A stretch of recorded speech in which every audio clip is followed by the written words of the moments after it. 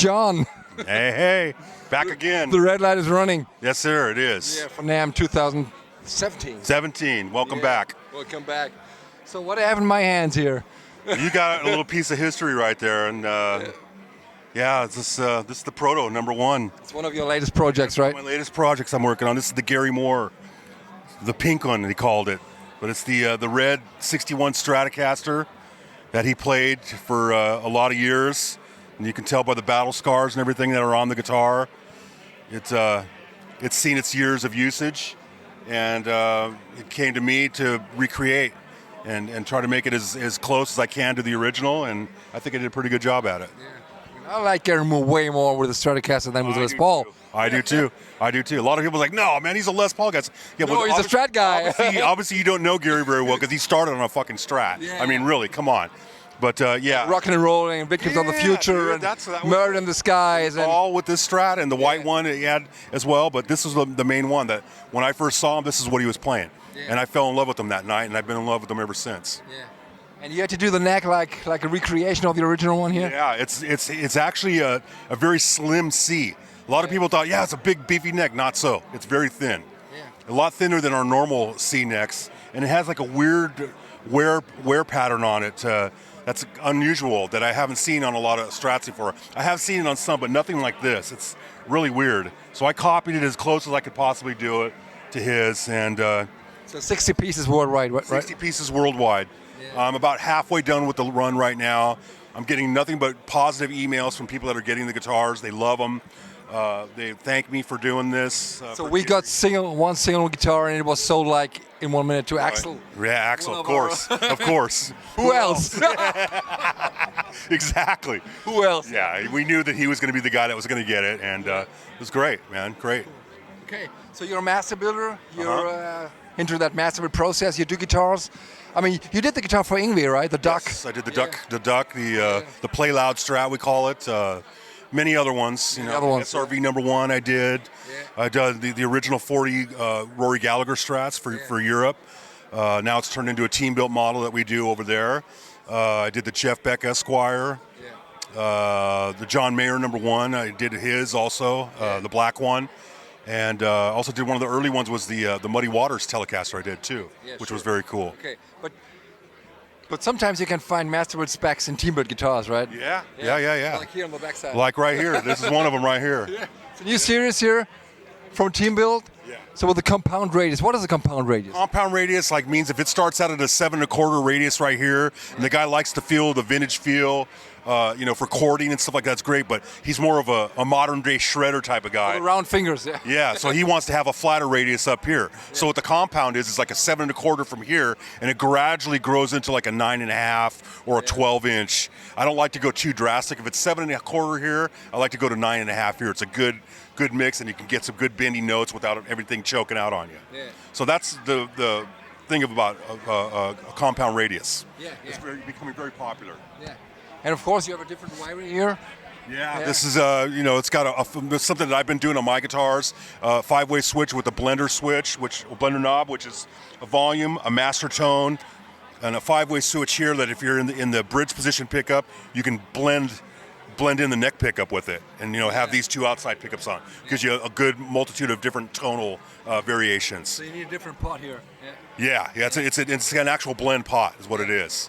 When I first started doing it, I used to use a regular 250K pot. Did you? And it worked, but it was just on and off. There was no blend. No blending. No blend at all. On and off. I didn't like that. So it's like we talked to our vendors and stuff like that. And so we need to get a pot that, frequency-wise will blend, a true blend. Okay. And so that's what they came up with, and we've been using it. I've been basing a lot of my custom guitars off of that wiring, and now it's kind of spilt over into the team-built area. Our marketing guys say, man, do you mind if we do a run of guitars like that with this? Sometimes they use my pickups in there too, but these are actually Antropoblamos, if I'm not mistaken, that they use. And it has the blender with the grease bucket tone circuit, which is pretty famous. I don't use that a lot, but it's a really cool guitar. It has and of course a flame maple neck. Yeah, it's got a good flame maple neck. It's a master option also, is it? With what? So it's a master option here, the flame maple. Yeah. Oh, yeah. You have to pay for it. You got to pay for it. Yeah, totally. Yeah. So they stole all the specs from you.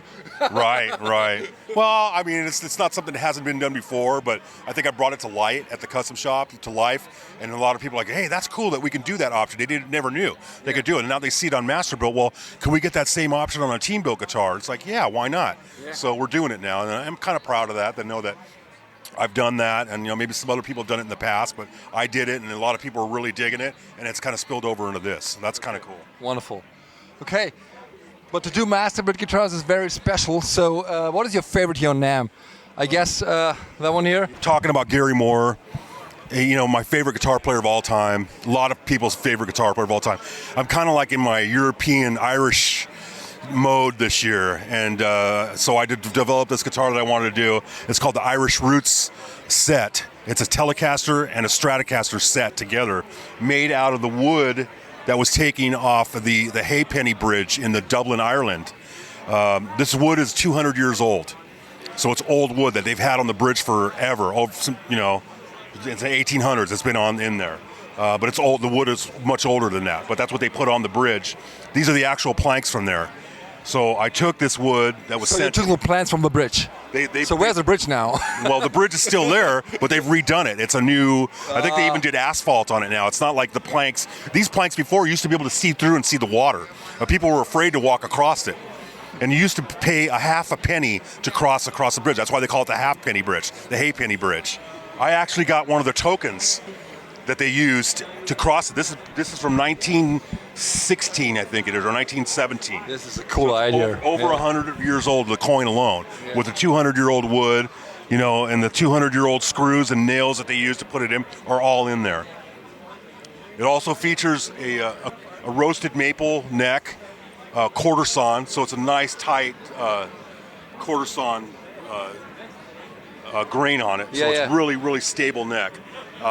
And I did my aging on it, kind of bring it to life a little bit more, like played and well looked. But the color comes from the roasting, right? Yeah, that's the roasting color basically. Yeah. And it's an oil finish on it. I wanted an oil finish because I don't like finish on the back of my necks. So it gives you like a little bit of a protection feel on it, but it still feels amazing. And I use the African blackwood for the fretboard on it, so it's really dark, almost kind of an ebony look to it, but it's not. It's a rosewood family wood. Yeah. And it's just a special piece that I wanted to do. And so how many of those do you do? I only did 2, and they said there's enough wood to maybe do 10 pieces total. Okay. But I'm only going to do probably 5 more, and that's it. That's it. Just because I want to keep it special and, to somebody that's going to go, yeah, I got to have that guitar, And you can see there's quite a bit of interest in it, It's insane. Yeah. So, yeah, it's a cool guitar. It's a hand-wound broadcaster and a twisted telly in the neck position, standard 3-way switch, and present-day controls in it. Very simple, straight ahead, but it feels like $1 million. It has a big C neck on the back, like the one that we talked about, the number 18 large C, with a 12-inch radius. I wanted a flatter radius on it. So, well, no, actually, it's not a 12-inch. It's a 9.5 radius. So it's pretty flat, and it plays like a dream. Sounds amazing. I mean, most people know you as a rally guy, ultimate rally guy, the vintage rally guy. But what I think you do more of that very special stuff at the moment, right? Yeah. I mean, I love this stuff. You're more into that really special stuff. Yeah, I love doing that stuff with exotic woods. We also work with some fabulous artists that worked with us in the custom shop for many years, and that's where we'll head next. Show you another killer guitar that I've done for the show this year. So you've gone from this, to the creation of these things with the team-built things, relics, to stuff like, this, where I'm going to show you right now. Okay. It's a special guitar. We worked with Pamelina, which worked with the custom shop for many years, custom painter, artist, great friend. I got to show you, I mean, it's like graffiti on these things. You see the freaking cards over the whole thing. You don't get to see the natural beauty of the guitar, but... we can lay down the cards here, We will. Yeah. Oh my God, the neck here. Yeah. This is something special. Pamelina had a concept that she wanted to do a mermaid theme, and I agreed. I thought it was really cool. But I go, but just in mermaid, I want to continue it up the neck also. So we need to design some sort of a undersea type of thing on the inlay, which we did. And this was done by our good friend Ron Thorne. He's another longtime inlay artist for Fender. He's worked with the custom shop for many years.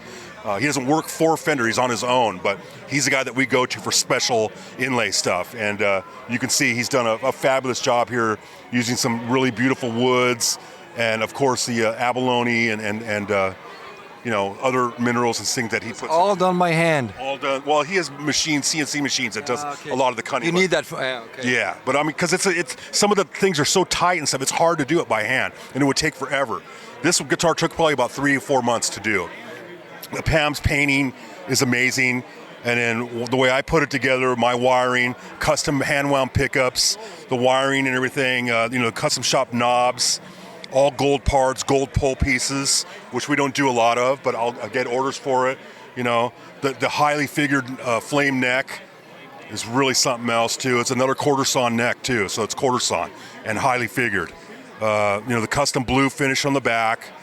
It's just a phenomenal piece. And also, I told her there's got to be something else we could put in with this guitar to make. So she wanted to do a painting for it, which she did. This is the painting that comes with the guitar as well. So it comes with the guitar. Yeah. I think we're going to try to sell it as a set. If not, then she said she would sell this, on its own by itself. If somebody wants to buy it and outright, they can do that too. So yeah, it just goes to show you, from doing relic stuff to something showstopper type stuff. This is the kind of stuff we like to do. Wonderful.